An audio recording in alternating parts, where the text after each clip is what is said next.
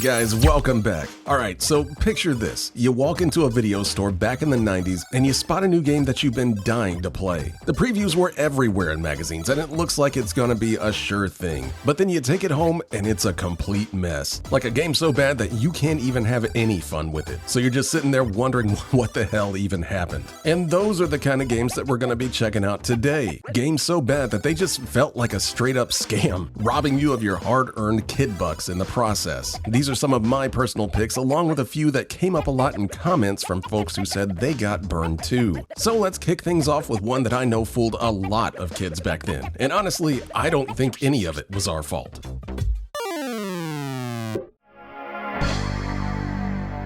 Rise of the Robots for the Super Nintendo may be the closest thing to an actual scam that we ever saw on consoles back in the 90s.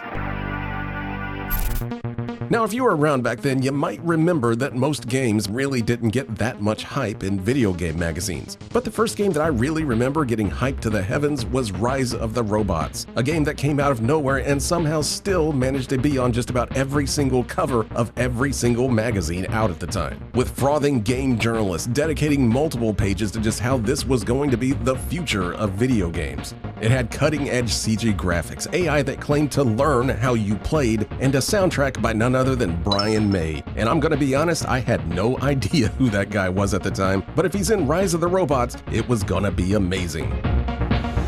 So when Rise of the Robots slammed onto the Super Nintendo back in 1994, kids everywhere were dying to play this thing. And honestly, with a cover this cool, what more did you really need? Even the back of the box knew how to sell this thing, promising high-tech terror and something about debugging the morphing supervisor, whatever that means. And I'm not gonna deny that I could totally feel myself rising with these robots all the way home from the video store. And right out of the gate, I'll give Rise of the Robots this much. It's a decent looking game, and it even managed to squeeze actual full motion video onto the Super Nintendo, which was hardly ever seen on the system. Sure, the clips are tiny and so blurry that you spend half the time trying to even figure out what you're looking at, but I mean, they're here. And to be fair, those ultra high-tech graphics did look impressive for the time. Say what you want about the rest of the game, and don't worry, I will, but I've always liked the robot designs. Each one had this weird early 90s CG look to them, which did actually help the game stand out from the crowd. Like the Dismantler bot that's basically just 90% legs and spinning saw blades. And compared to the usual roster of generic fighting game dudes in other games, Rise of the Robots at least managed to stand out visually. So let's give it a little bit of credit. Rise really didn't look like anything else out at the time. It's just too bad that didn't play like anything else either. And as soon as you start playing it, you realize that this thing feels half-finished at best. You only get to play as this generic blue robot, which sure, I guess makes sense from a story angle since you're infiltrating a base to stop other rogue robots that are on a rampage, but it still feels really bare bones. You only get Blue Guy here, and then it's up to you to fight your way through 6 other robots. Yes, 6. And if you want to know how desperate I was to drink this game's Kool-Aid, I was even okay with that, because I really did want to love this game. Unfortunately, no amount of Kool-Aid can cover for just how bad this game actually plays. Remember back when you were a kid and made your toys just fight by slamming them together while your mom watched, quietly wondering if she should have you tested? That's exactly what it's like playing Rise of the Robots, complete with your mom wondering why you're doing this to yourself. The controls in this game are dead stiff, like you're just hurling yourself at the opponent and hoping that something connects. And when it finally does, you barely notice since there's no weight or impact to anything you do in this game. Every attack in this game feels less like a devastating robot punch and more like an awkward tap that just sort of annoys your opponent. And on top of that, there's a noticeable input delay that makes the whole thing feel sluggish and awkward, which is the last thing you want in your fighting game, by the way.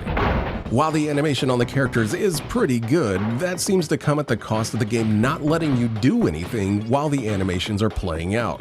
And that results in situations where the AI will just keep attacking over and over. Like, you literally can't move or attack unless they just stop. And of course, there's no real combo system, because even if you do manage something that feels like a combo, you have no idea if it was actually intended or if you just somehow broke the game. And don't even think about using special moves effectively, since they're just as delayed and awkward to pull off as everything else in the game. So in the end, most fights just devolve into angry button spamming just to survive. Oh, and remember that AI that was supposed to learn how you played? Well, does this look like advanced fighting game AI to you? You can literally just coax every robot in the game to taking a standing kick over and over. I don't even know if this deserves to be called AI. It's like everything in this game was a lie. Even that much hyped Brian May soundtrack was just limited to the opening theme. I don't think I need to tell you by now, but Rise of the Robots was a complete disgrace. It's what happens when developers fully exploit how forgiving video game journalism used to be. Years later, it came out that the developers knew that they couldn't deliver on any of the stuff that they were talking about to magazines. But of course, that didn't stop them from pushing fake demos and feeding blatant lies to gaming magazines, all to keep us dumb kids thirsting over some shiny CG robots. But the moment that people actually got their hands on the game, that illusion shattered. And if you got fooled into renting this or buying it like I did back then, trust me, I feel your pain. It didn't just feel like a bad game, it literally felt like a scam, which in a way, a lot of it was. And you'd think that this would be a valuable early lesson for gaming journalists, but no, here we are 30-something years later and it still happens all the time. But hey, at least we never have to play Rise of the Robots again, and honestly, I think that's a win in my book any day.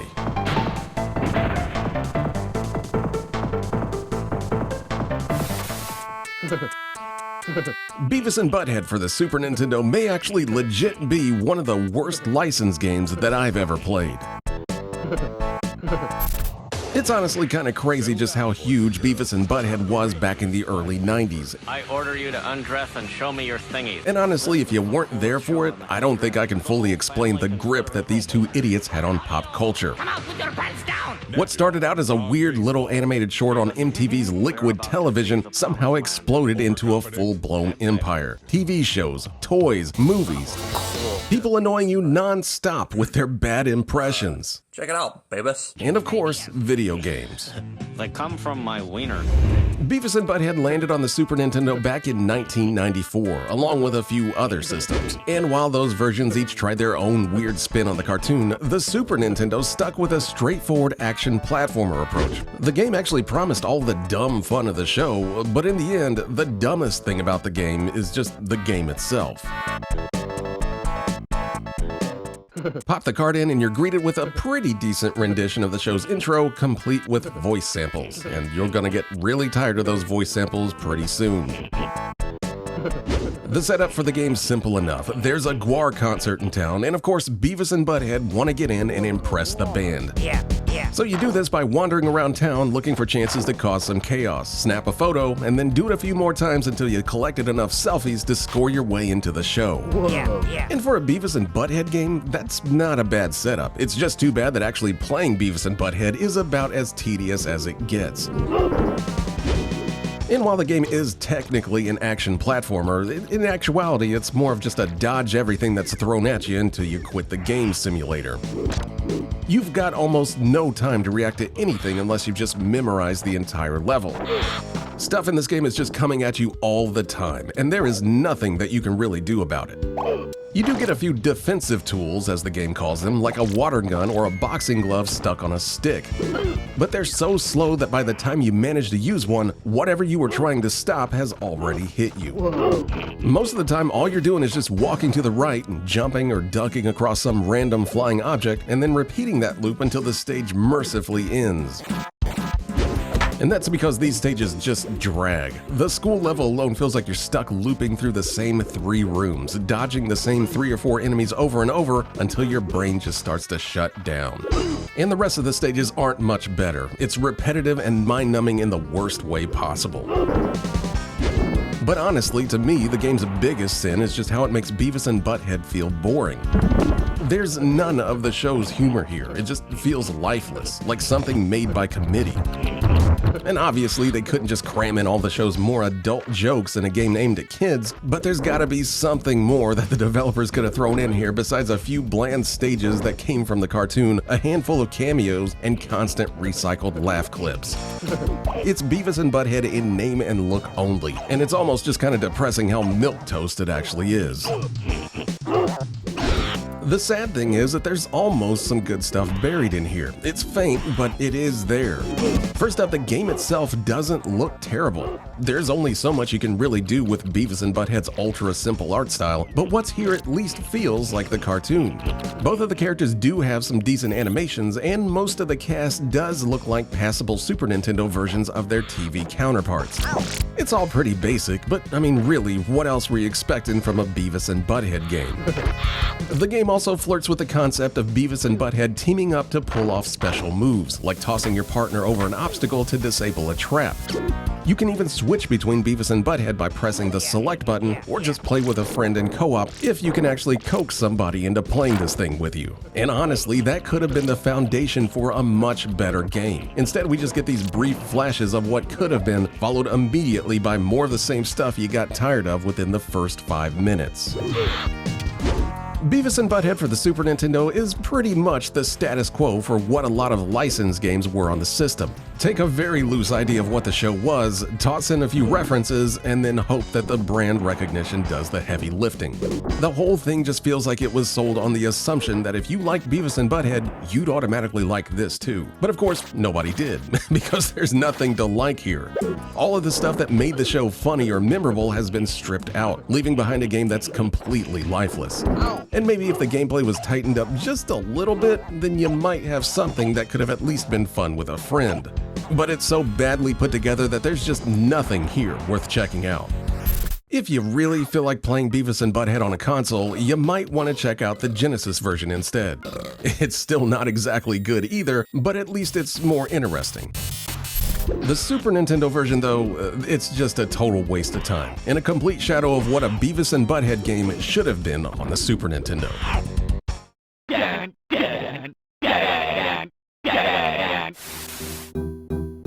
Ren and Stimpy Fire Dogs isn't just bad for a Ren and Stimpy game, it's one of the laziest excuses for a game on the Super Nintendo.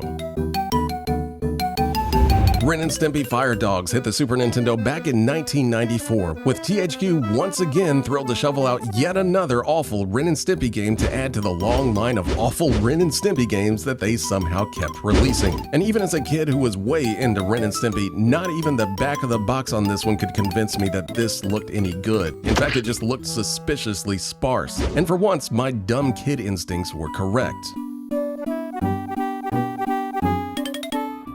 Now don't get too comfortable because this ain't gonna be a long review at all. I mean, there's hardly anything to cover. You start off in a fire station as Stimpy, with the goal being to collect all the stuff that's missing from your fire truck, as shown by the little outlines on it. And I hope you read the instructions because otherwise you'd have no idea what you're even supposed to be doing here. Outside of that, you're just wandering around the firehouse with no clear objective, while a jacked up fireman flattens you the second that he touches you, making it pretty much impossible to collect anything since this dude is locked onto you like a Terminator. What you're supposed to do is use the random junk that's lying around the fire station to either disguise yourself or get past obstacles. So really it just turns into a memory game, trying to figure out where everything is and then making it back to the fire truck in one piece. But the real obstacle in the game isn't the level design, it's the time limit, because of course there's a time limit. You pretty much have to be perfect to collect everything in a single run. There are items that can help you get past obstacles a little bit quicker, but unless you're just sitting right in front of them, you won't have time to go grab them. But if you do manage to grab enough items and make it back to the fire truck, your reward is running around the city streets catching random junk that's being tossed out of windows for whatever reason. The timer at the top of the screen says 4 minutes, but I promise you it's gonna feel twice that long with just how monotonous this gets. Get through that though, and that's pretty much it. You get to do those same 2 stages 4 more times at higher difficulties, but that's the whole game. Overall though, Fire Dogs feels like a slap in the face to any kid who loved Ren and Stimpy back in the day. One of many slaps courtesy of THQ. It's technically functional, what's here is playable to a degree, but this barely qualifies as a single level in a full game. It takes a bare bones concept and stretches it out to an absurd degree. And even though this game was released as a rental only, I'd still have felt ripped off back then if I would have rented it. There's just that little to it. Now, I recently reviewed Ren and Stimpy Time Warp, which is also a complete mess, but at least that one's trying to be a full game. And what I said there applies here as well. If you actually want to play a good Ren and Stimpy game, go check out Stimpy's invention on the Genesis, because that's how it's done.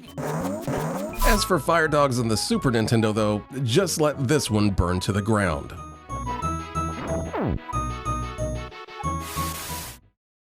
Ultraman for the Super Nintendo promised giant monster fights like you'd never seen before, but somehow makes punching a kaiju feel like a chore. Now, I'm gonna be honest here, I just never really got into Godzilla or the whole Japanese monster movie scene as a kid.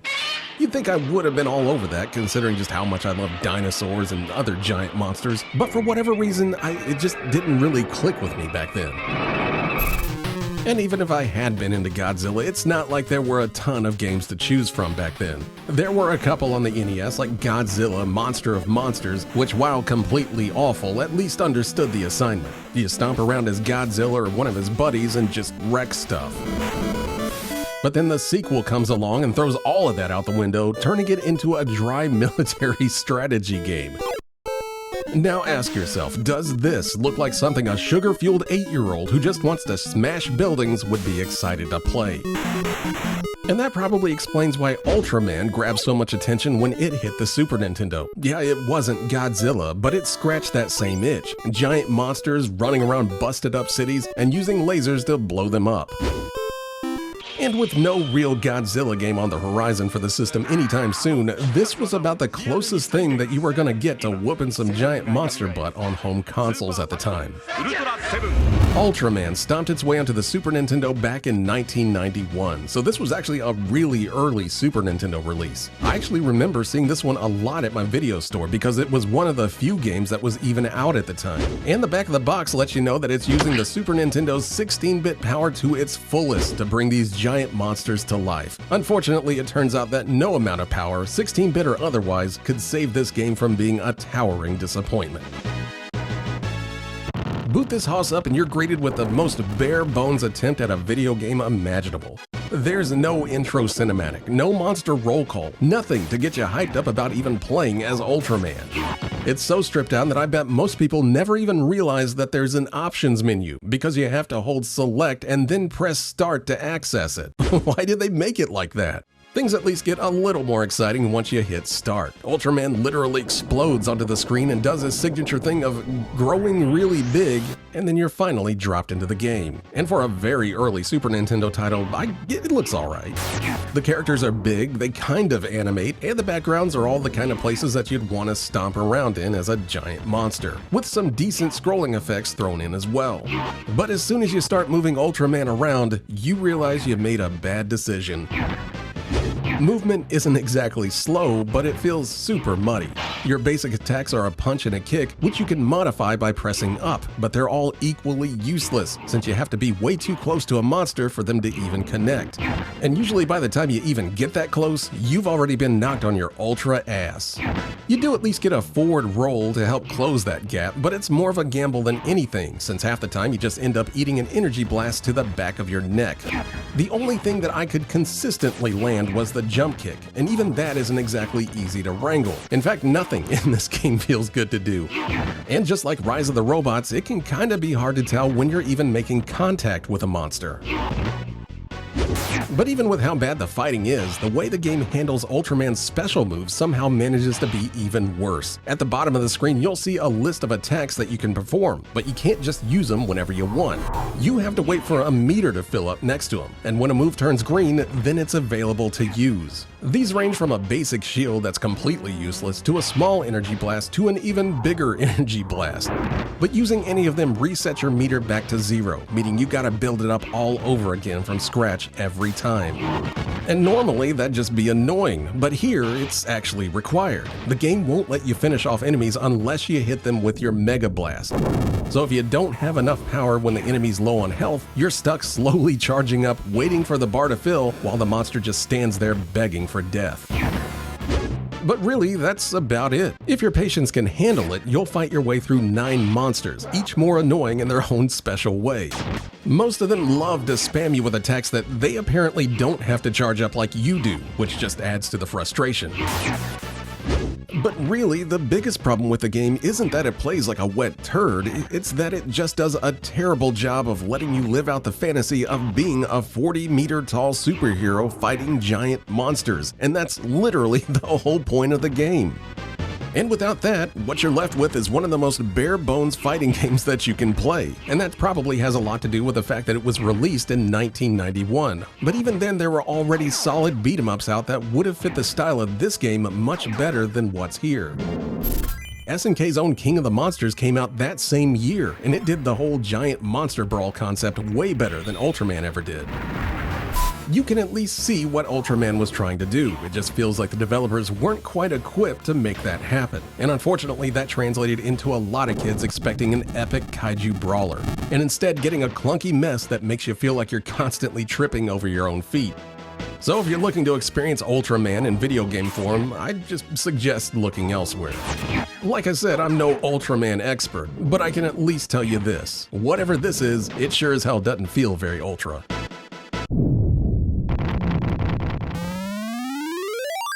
And that's gonna do it for me this week, kids. And I'm not gonna lie, it actually felt pretty good to put these games to the fire, especially Rise of the Robots, because I imagine a ton of kids got tricked into at least renting that one. These days, it's not too hard to figure out if a game's worth your time or not. Back then though, all we really had were magazines. No video streams, no demos, just whatever a magazine said about a game. And if they said it was really good, that's what we went with. And Rise was actually the first game, at least for me, that really made me second guess what those magazines were pushing, and that feeling really sucked. But anyway, if any of you have a game that misled you into thinking that it was better than it really was, let me know in the comments. And while you're doing that, then go ahead and leave this video a like if you had fun remembering this stuff. Maybe even drop a sub if you want to see some more scammy games in the future. But that's gonna do it for me this week, kids. Check back next week for a bunch more games to chat about, but until then, thanks for watching.